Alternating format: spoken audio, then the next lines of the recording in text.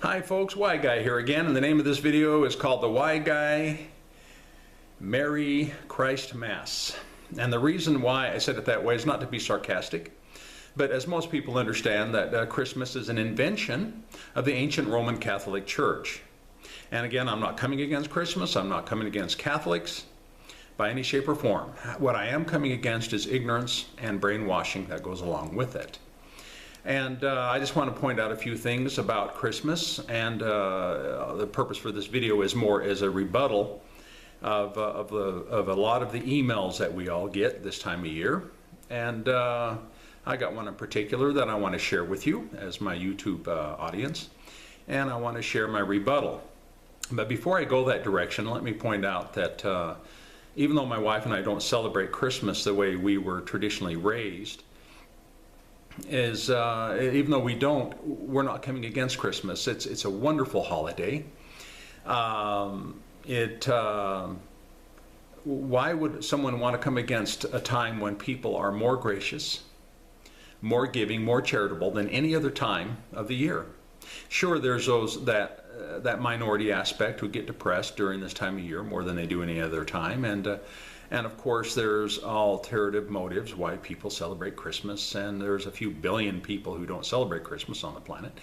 There's all of that, but the general masses, at least in this culture in America, are more giving and more gracious and forgiving with one another, loving one another at this time of year, at least by appearances, than any other time. So who would want to come against that? However, I do want to come against the ignorance, like I said before. All right.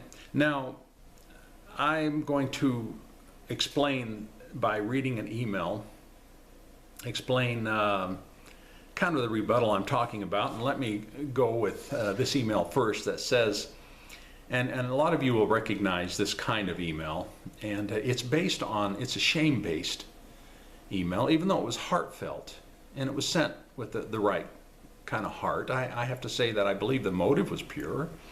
But it's still, you'll understand that it's shame-based, and it's manipulative, to say the least. And it goes like this: "'Twas 2 months before Christmas when all through our land not a Christian was praying, nor taking a stand." Shame, shame. Why the PC police, I don't know what PC means.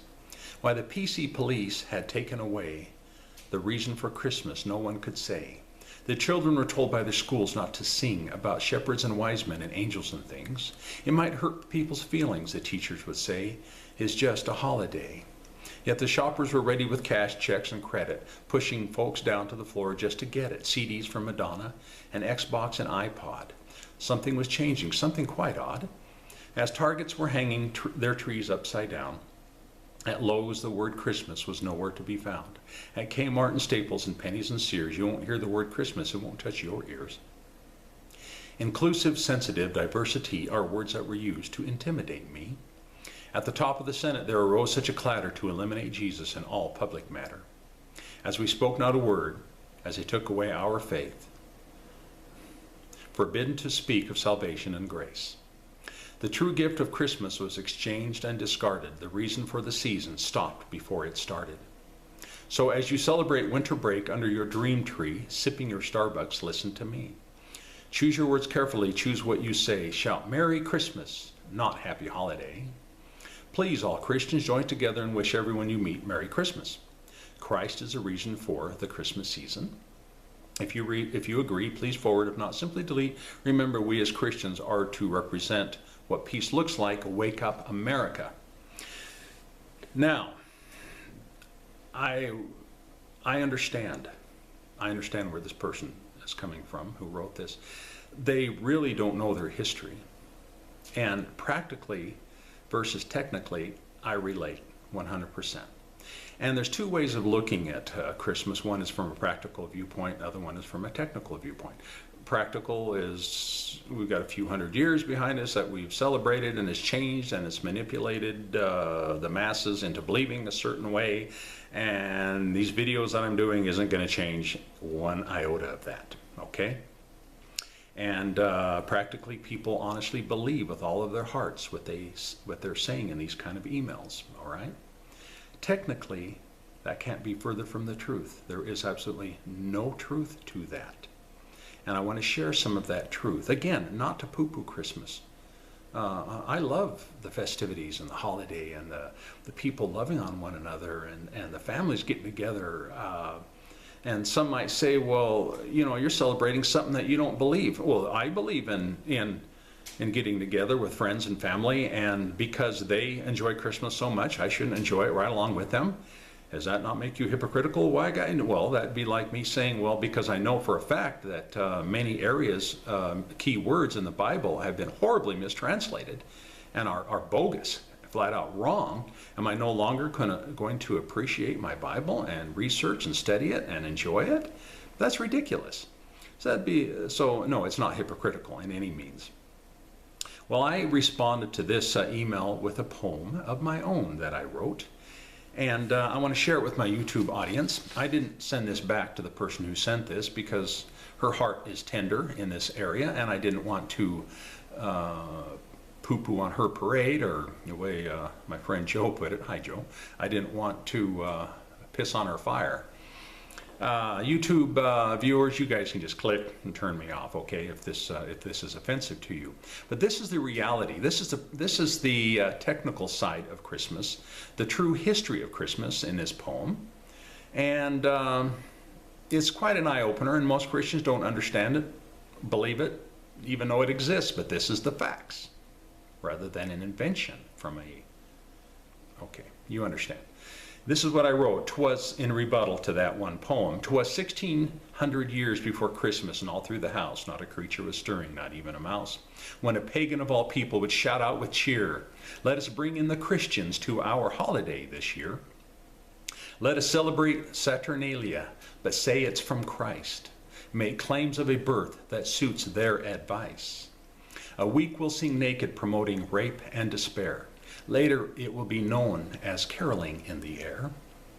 We will fatten a victim called the Lord of Misrule. As an innocent of Rome, we will murder this fool. A state holiday we practice because we're alive. We do this every year on December 25. Our bakers bake biscuits that are shaped like a man, promoting human sacrifice the best way we can. Centuries later, the young by mom's side deliver Christmas cookies, smiling with pride. A carnival we call Christmas in 1466. Pope Paul II, upon his insist, forced Jews to run naked through the streets of the city. From the Pope's own balcony, he laughed with no pity. Years later in the ghetto, the rabbis in Rome were forced to wear clown suits while missiles were thrown. To symbolize the meaning from this dear poem, let us take black slavery, a horrid well-known. Let us use the date the first slave was hung. Make a national holiday, ignoring how it all begun. Change the meaning of slavery to a religious pristine. Convince the masses it's not what it seems. So stand up, dear Christian, and learn what is right. Review your own history and bring it to light. Christ is the reason for all mankind, not for the season of a brainwashed mind. The words of this poem may cause an alarm, but the author of such words mean you no harm. Merry Christmas, the Y Guy.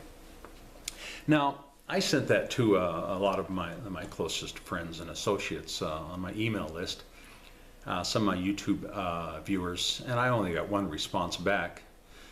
From a dear friend, Rod. Hello, Rod. He views these videos from time to time. And he, in his loving way, he rebutted this, my poem, by saying the little girl with her mom is not responsible for what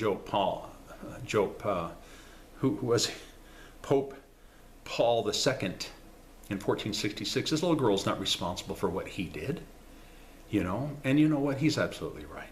And all you people who are out there celebrating Christmas that don't know the true pagan holiday that it really it was birthed by, that it was instigated by, and how it metamorphosized into what it is today, and how it happened, and how it was manipulated and made into what we think is sacred. And well, you know what?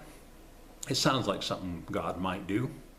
take something that was nasty and gnarly and horrible, human sacrifice, and get some good out of it. You know, that wouldn't surprise me at all. Again, I'm not endorsing Christmas. I'm not trying to promote it.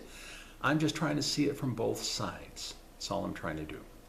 So technically, folks, Christmas is based on a lie, okay? And Christians need to own up. They do. They need to at least acknowledge that lie. And because there's a credibility issue here. It would do the world would perk up and listen if Christians would simply to admit some of these truths that history proves out to be true, rather than going along, just going along. And still keep celebrating Christmas, absolutely. You know, because again, if it brings you joy in your heart and cheer and good cheer, that's wonderful. However, it wouldn't surprise me at all. Now, this is just supposition on my part, but it wouldn't surprise me at all if some fat cat in a marketing boardroom that was in charge of retail sales of some major chains, wouldn't surprise me at all if he didn't say, you know, we need to come up with a coined phrase that will even encourage these Christians to shop even more so in the holiday season that we call Christmas.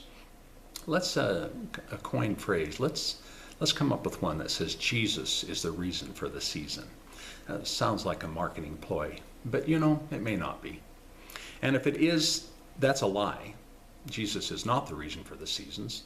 You know, technically, the worship of Saturn is, but Saturnalia anyway. I'm assuming that's what it is.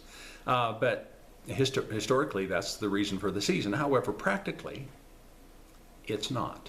In the hearts and the minds of some people, if Jesus is the reason for the season, and again, it promotes love and peace, hey, who can come against that? Well, anyway, signing off for now, and I guess in a strange sort of hypocritical way, the white guy says Merry Christmas. Thank you for viewing.